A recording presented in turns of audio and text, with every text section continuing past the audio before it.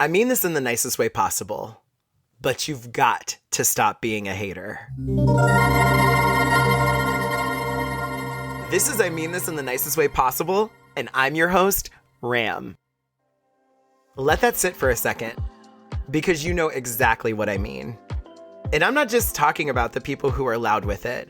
The ones who live on the internet drinking haterade straight from the gallon and snacking on hater tots for lunch. No. I'm talking about the subtle version, the quiet envy, the low-level resentment, the tiny internal ugh that pops up the moment someone else wins.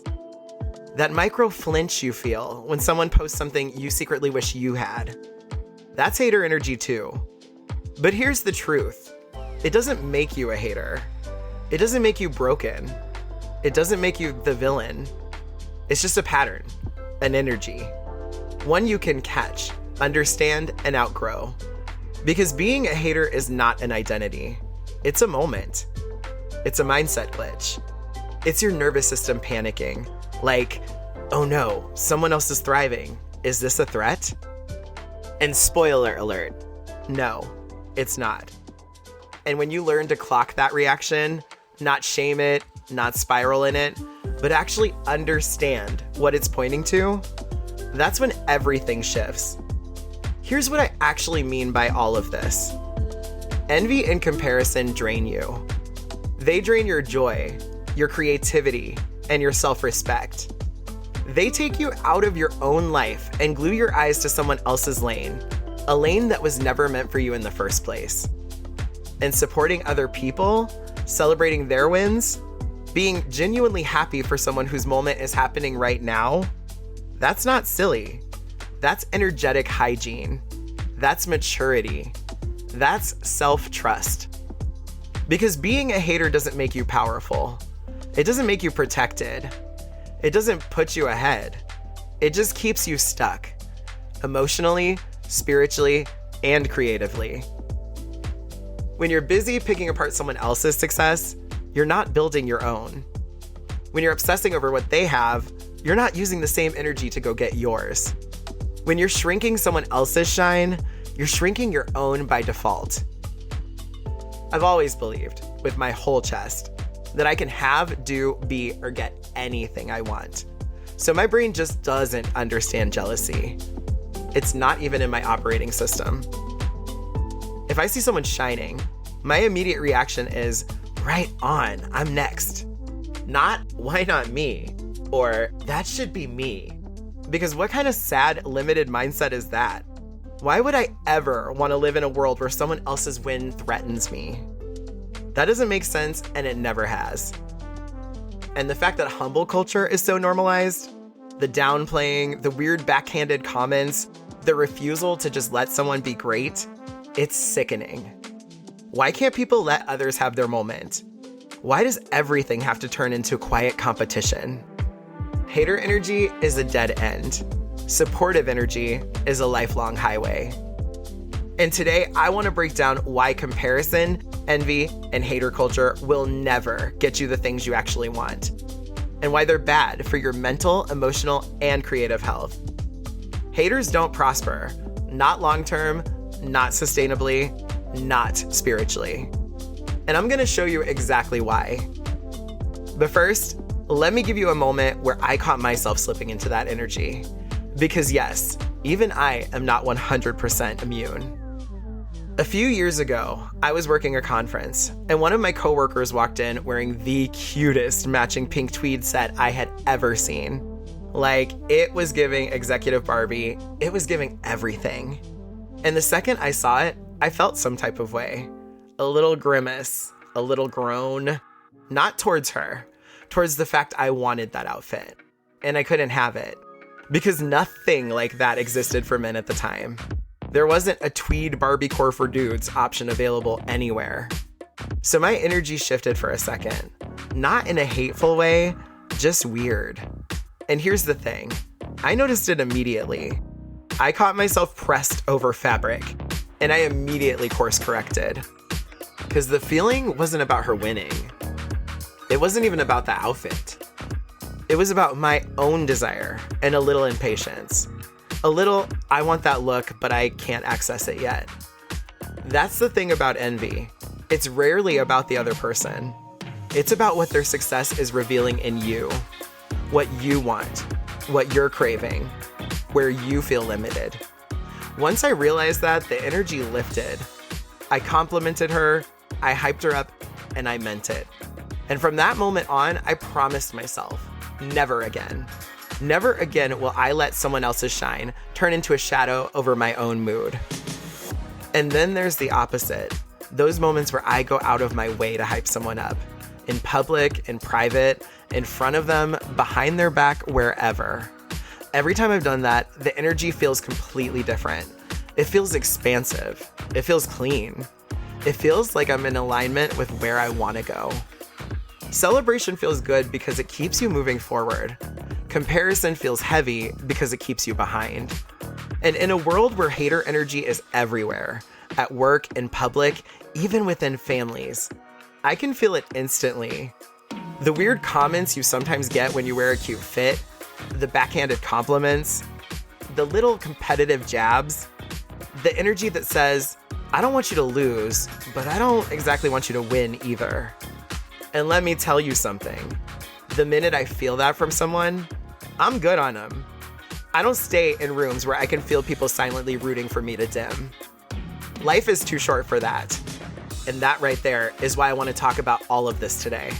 So here's what we're going to do. We're going to talk about the psychology behind this stuff, the real science of envy, comparison, hater energy, and why your brain spirals the way it does. Because there is science behind it.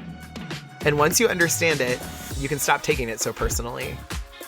We're going to break down how hater culture, even the quiet internal kind, chips away at your mental health, your creativity, your joy, and honestly, your reputation. People can feel when you're rooting against them. They might not say it, but they know. We're also going to cover what I've learned watching this show up in the real world, with friends, with coworkers, in the creative space online, pretty much everywhere. The people who rise are the ones who support. The people who stay stuck are the ones who resent. That pattern hasn't missed yet. I'm going to share stories of people who chose genuine encouragement over silent competition, and how that changed their lives, their relationships, and the opportunities that came their way. Because supportive energy pays off in a way hater energy never will. And then we're going to get into what's actually working for me. The practices, the reframes, the internal shifts that keep me out of hater mode and firmly in main character energy. The things I do behind the scenes to stay grounded in abundance instead of spiraling into comparison. And at the end, I'm giving you one challenge, a real, practical, you can start this today step that will help you break out of hater energy and into something that actually moves your life forward. By the time this episode is over, I want you to feel lighter, clearer, more in control of your reactions, and more excited, genuinely excited for other people's wins. Because you know you're not losing. You know you're next.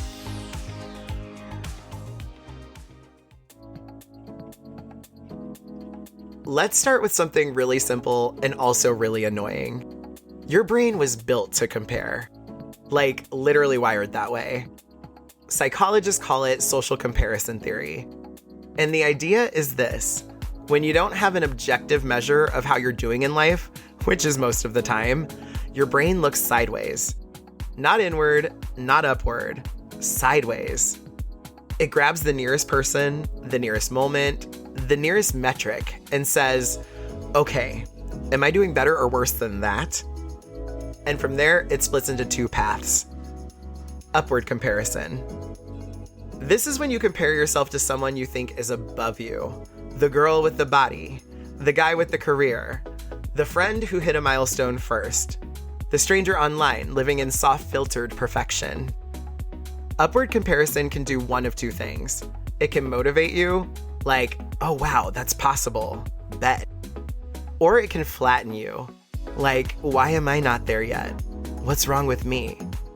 And honestly, most of the time, if you're already feeling insecure or tired or overwhelmed, it's gonna be the second one. Upward comparison is the birthplace of envy. It's the birthplace of why them? It's the birthplace of that low vibrational hater energy that materializes in people's self-doubt. Then there's the other one, the one nobody likes to admit: downward comparison. This is when you feel better because someone else is struggling, or you watch someone stumble and think, "Woo, at least it wasn't me." It's cheap validation. It's emotional fast food. And here's the gag. It creates a high for like 2 minutes, and then you feel emptier than before because now your self-worth depends on someone else losing. That's hater energy in its purest form, and it's low-key evil. And listen, I'm not totally judging here.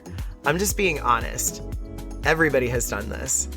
But staying there, living there, and basing your identity there, that's when comparison stops being human and starts being harmful. Because comparison, especially on autopilot, becomes a habit, a reflex, a lens you look through without even realizing it. And it drains you. It distracts you. It disconnects you from your own life. Comparison is data. Nothing more, nothing less. It's your brain saying, hey, something about this person or this moment is showing you what you want. The problem is, most people never stop long enough to translate the data. They just react to it. And that's why this next part matters. Here's the thing people get wrong about envy. It's not about the other person. Envy is a spotlight. It shines directly on your desire. It exposes what you want, what you crave, what feels missing, or what feels overdue. At its core, envy usually shows up when 3 things collide: desire, insecurity, and a sense of scarcity. Let's break that down. Desire. Someone has something you want. A relationship you admire, a level of confidence you haven't reached, a job title you're grinding toward, a lifestyle you've imagined for yourself. Envy always starts as desire, every time. Insecurity. Then your brain adds its own seasoning. It whispers, but could I even have that? Do I even deserve that? What if I'm too late? What if I'm not enough? This is where envy gets teeth. Not because someone else is winning, but because a part of you is doubting your own ability to win too. Perceived scarcity. And then comes the real villain. This idea that there's only room for one hot girl, one successful creator, one happy relationship, one person glowing on the timeline. That's not reality. That's insecurity in disguise. Because if you believe someone else having something means you can't have it, envy grips you like a chokehold. It turns your desire into resentment. And when you don't process envy, when you don't pause, breathe, and reflect on it, it rears its ugly head in ways people don't want to admit. Unprocessed envy looks like minimizing someone's win, complimenting them but making it weird, quietly rooting for them to stumble, stalking someone online but pretending you don't see them, talking shit in group chats, competing when no one else is competing, being friendly in public but weird in private, downplaying your own goals because you don't want to lose publicly. And here's the part most people don't want to hear. Envy is self-sabotage wearing someone else's name tag. It keeps you focused on what you lack instead of what you're building. It keeps you watching other people's lanes instead of running your own. It tricks you into thinking becoming a hater is protection, when really, it's a prison. But envy itself? Envy is not the villain. Envy is a messenger, a mirror, a notification from your higher self saying, this is something you want. Don't hate it. Move toward it. That's really all envy as intel is. Your desire trying to get your attention, not your soul trying to turn you into a hater. And once you understand that, everything shifts. Let me be very real with you for a second. Being a hater is expensive. Not financially, energetically, emotionally, spiritually. There is no ROI on resentment. 0. None. Just overdraft fees on your mental health. People think hater energy is harmless because it's silent or internal or just thoughts. But the body keeps score, and envy leaves a tab. Here's what constantly comparing yourself actually does. Rumination and stress. When you fixate on someone else's win, try to decode their secret, replay their success in your head, your brain doesn't let it go. It loops, it chews, it spirals. Your stress hormones rise, your mood dips, and suddenly you're exhausted from a race you weren't even running. Anxiety and low self-esteem.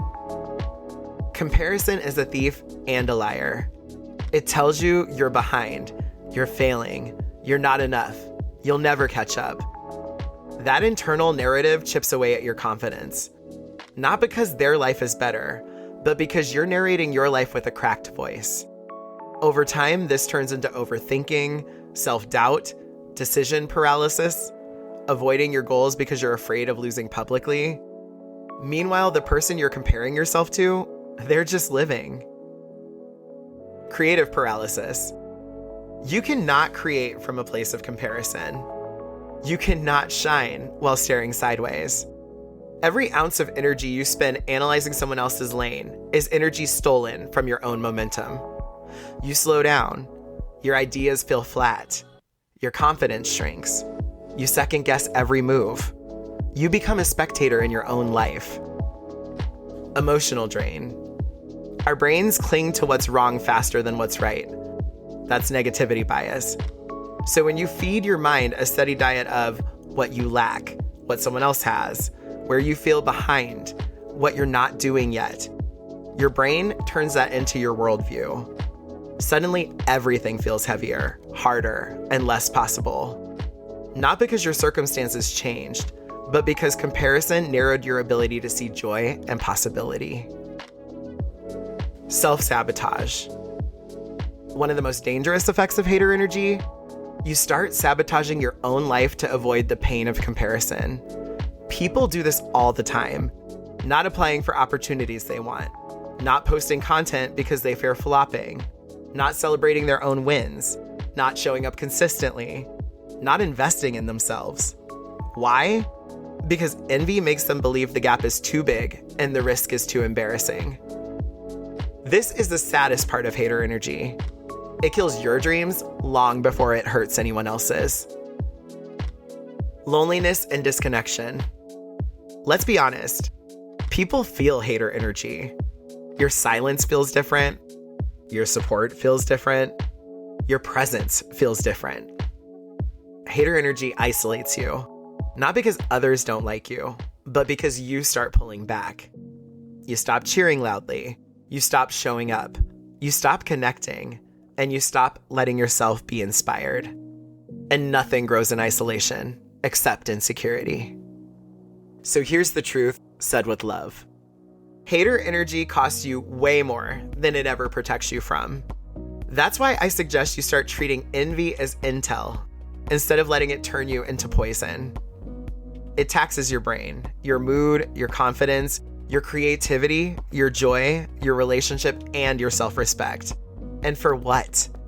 Nothing. No reward, no prize, no payoff. The only person losing is you. But the good news? You can step out of that loop. You can put the haterade down. You can stop chewing on those hater tots before they choke you to death.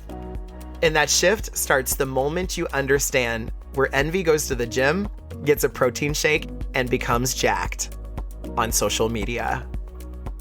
Never in human history have we had this much access to other people's highlight reels.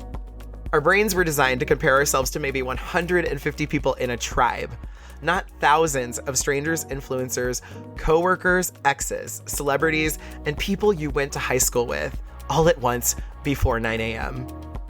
No wonder comparison feels like a full-time job for some people. Everybody posts their peaks, the vacations, the fresh haircuts, the sold-out shows, the new car, the snatched waist, the engagement, the bonus, the soft life brunch aesthetic.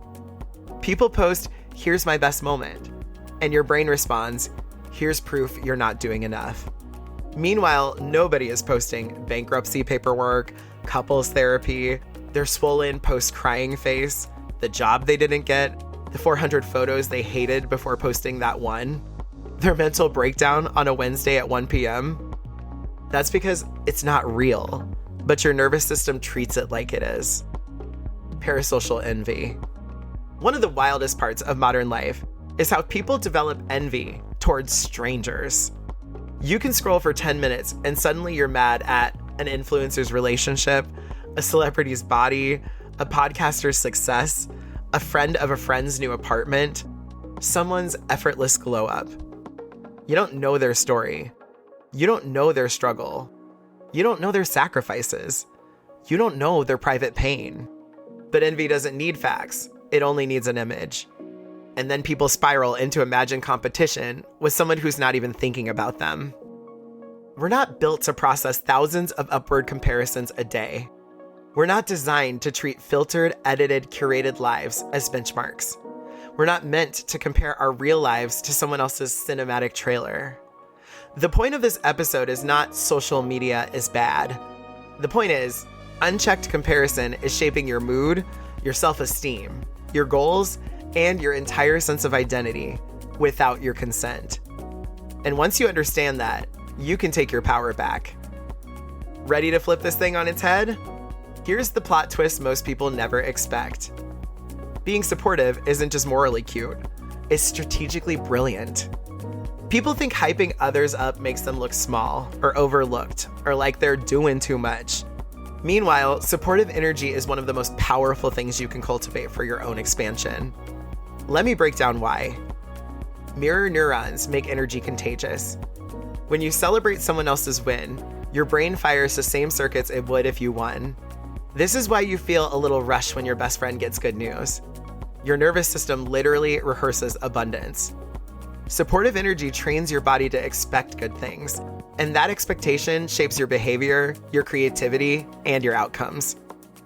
Celebrating others expands your own possibility.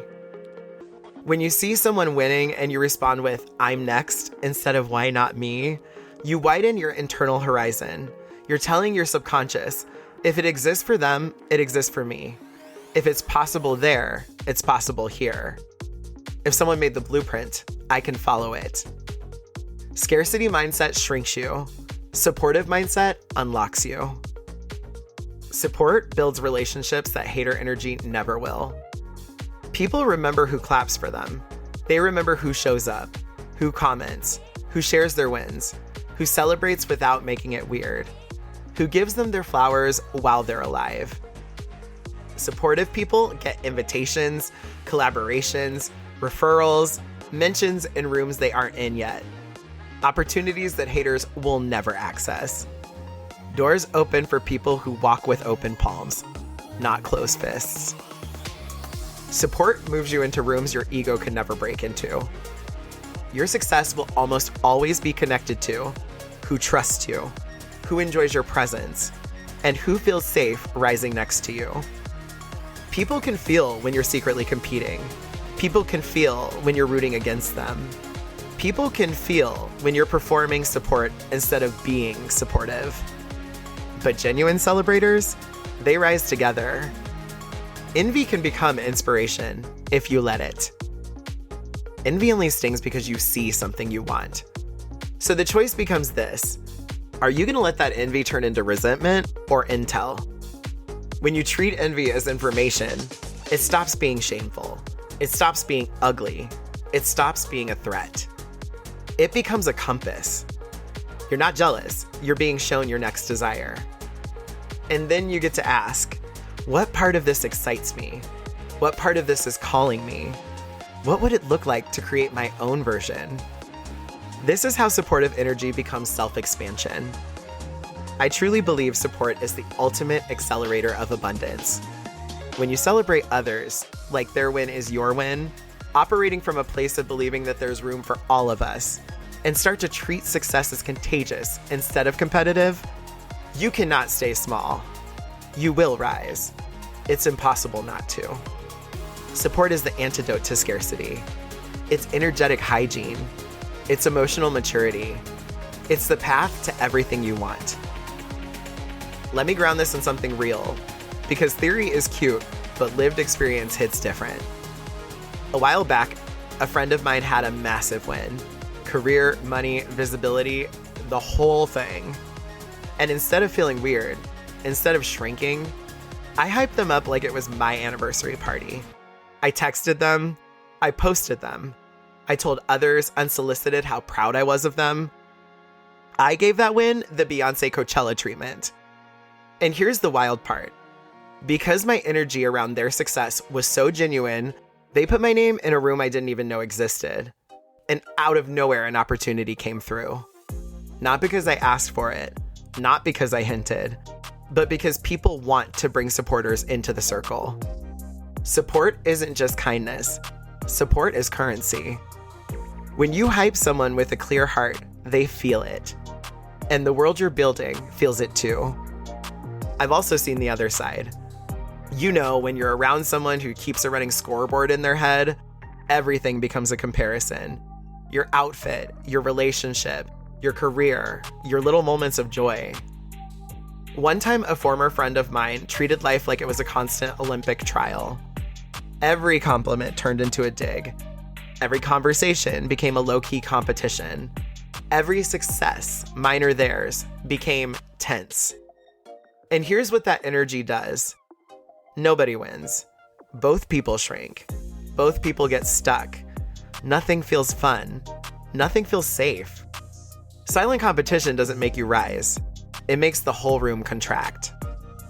It actually slowed both of us down because you can't build anything around someone who thinks your growth is their loss. That relationship dissolved. And honestly, that was the moment I knew.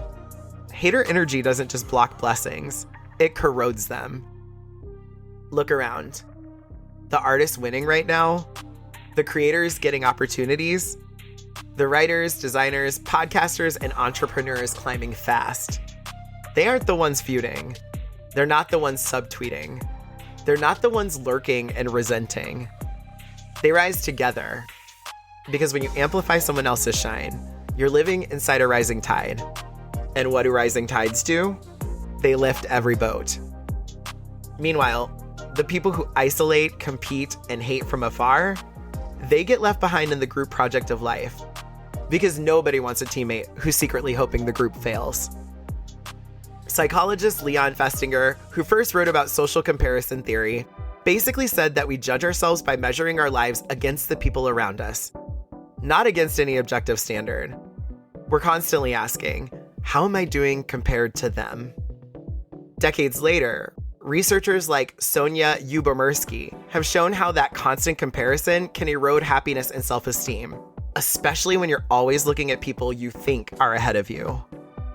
And people like Brené Brown have talked about how comparison feeds shame. That feeling of I'm not enough, which is the perfect breeding ground for envy. And then there's that line that's been floating around forever, usually attributed to Theodore Roosevelt. Comparison is the thief of joy. I think that's still one of the realest ways to explain it. You're not miserable because someone else is happy. You're miserable because you keep handing your joy over every time you stack your life against theirs. That's the psychological cost of living in hater energy. Let me walk you through what actually keeps me out of hater energy. Not theoretically, not aspirationally, but in real everyday practice. Because the truth is, nobody is immune. Not even me. Not even you. We're all human with egos, desires, insecurities, and timelines that don't always match our expectations. The difference is whether you let those feelings run the room or whether you catch them before they turn you into a part-time hater. So here's what to do consistently. Whenever I feel that quick shift in my energy, that microsecond of I don't judge it. I don't shame it. I don't gaslight myself out of it. I sit with it and I ask a single question. What desire is this exposing in me? Because envy isn't evil. It's information. If someone's relationship triggers you, it might mean you're craving emotional safety. If someone's creative success gets under your skin, it might mean you're ready to expand. If someone's vacation makes you bitter, maybe you're overdue for rest or pleasure. Envy isn't about them. Envy is your soul grabbing a highlighter and dragging it across something you want but don't own yet. So instead of crashing out, I turned it into a goal. Okay, let's build that. Let's move toward that. Let's claim that instead of resenting it. And let me tell you, this one mindset shift alone will save your entire life. It turns envy into clarity. It turns comparison into direction. It turns scarcity into manifestation fuel. People think celebration is something you do when you feel like it. But no, celebration is a practice, a muscle, a choice you make before the emotion shows up. I hype my friends up publicly and privately. I congratulate people I'm not even close to. I comment, DM, repost, clap, scream, holler, because the world needs more people who celebrate without needing a personal benefit. And here's why I treat it like discipline. The more you celebrate others, the more your brain learns that success is safe. Your nervous system stops interpreting someone else's win as proof that you're behind. Instead, it starts interpreting it as evidence. Evidence that something good is possible in your reality. If you know certain social media accounts trigger comparison, it might be time to clean up your digital world. That can look like muting or unfollowing anything that triggers pointless envy. Not because you're avoiding people, but because you're avoiding self-inflicted suffering. And it might mean following more expanders, people whose wins make you feel lit up instead of shut down. People whose lives awaken desire, not insecurity. Your feed is your diet. Try to stop feeding yourself mental junk food. Actually start tracking your wins. This one sounds simple, but it's powerful. I track my wins, all of them. Big ones, small ones, random Wednesday ones. Because when you're focused on everyone else's blessings, you start forgetting you have your own. Your brain needs receipts, evidence, proof that you are not losing, lagging, or left behind. So I keep a list of wins, moments of support, signs of progress, times generosity came back to me tenfold. It keeps me rooted in reality instead of insecurity. When envy pops up, I talk to myself honestly. I stop and think, okay, I didn't like that. Let's figure out why before we turn into a hater. I journal. I pray. I do the spiritual hygiene part of my creative life that keeps me centered. This one is deeply personal. Because for me, creativity comes from a place of alignment, and envy is misalignment. And when I work through the feeling instead of judging it, it dissolves fast. Choosing support over shade has genuinely changed my friendships, my opportunities, my creative clarity, my emotional peace, my self-image, my trust in timing, and my belief in my own magic. What I've seen in my own life and watching other people is that the energy you carry around other people's success quietly shapes your own. When people stop obsessing over everyone else's lane, their own lane widens. When they stop shrinking at other people's wins, their own success speeds up. When they stop feeding hater energy, their blessings get louder. It's real. This stuff works. If someone's listening right now and thinking, damn, I've been in hater energy, and I didn't mean to. Let me say this gently. You're not a bad person. You're human. It's about what you do next. So I make it easy. Here are starter steps. Catch one hater thought per day and reframe it. Choose one person to genuinely celebrate. Write down one thing you're proud of about yourself. One micro shift a day will change your energy in a week. All right, I'm officially giving you homework, and I'm calling it the Envy is Intel Challenge. For 1 week, pick the person you feel the weirdest little hint of competition with. You know exactly who I'm talking about. And then do one supportive action. Leave a real compliment. Share their work. Speak well of them in a room they're not in. Pray for their success and actually mean it. Send them a congratulatory DM with your whole chest. Then journal. How did it feel? What did it reveal about what you want for yourself? Did the jealousy soften? Did your desire become clearer? Because envy was never the enemy. It was always intel. Being a hater does not protect you. It does not shield you. It does not delay your disappointment or soften the blow of life. It just keeps you small. And being small is not your ministry. especially if you're listening to this podcast. Supporting others, celebrating others, letting people shine and clapping like you're on payroll, that's not you losing. That's you stepping into abundance. That's you saying there is room for everybody's win, including mine. Because when you stop drinking the haterade, when you stop eating those hater tots that will absolutely choke the life out of your spirit, you start breathing easier. Your energy gets lighter. Your timeline stops feeling like a threat. And you finally get to meet the version of you that's been waiting on the other side of envy.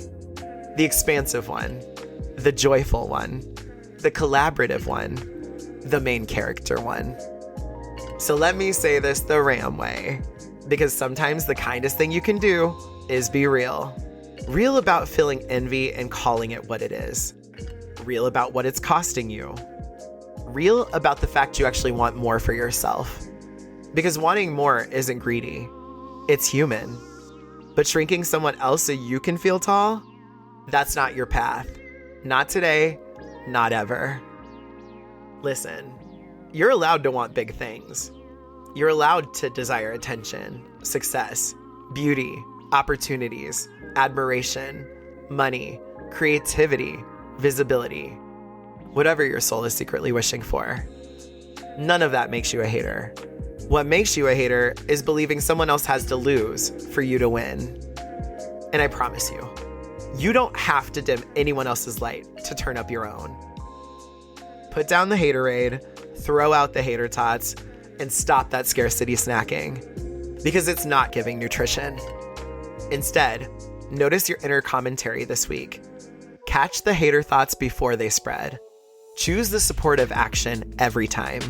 And step into the version of you that claps loudly for others and for yourself. And if you try the Envious Intel Challenge, I genuinely want to hear about it. Reach out, tag me, DM me. Let me know what shifted.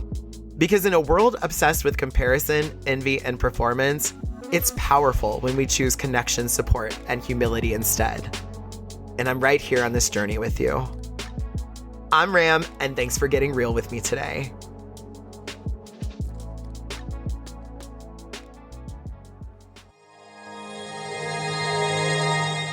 You just finished listening to I Mean This in the Nicest Way Possible, written and produced by Richard Armand Mills.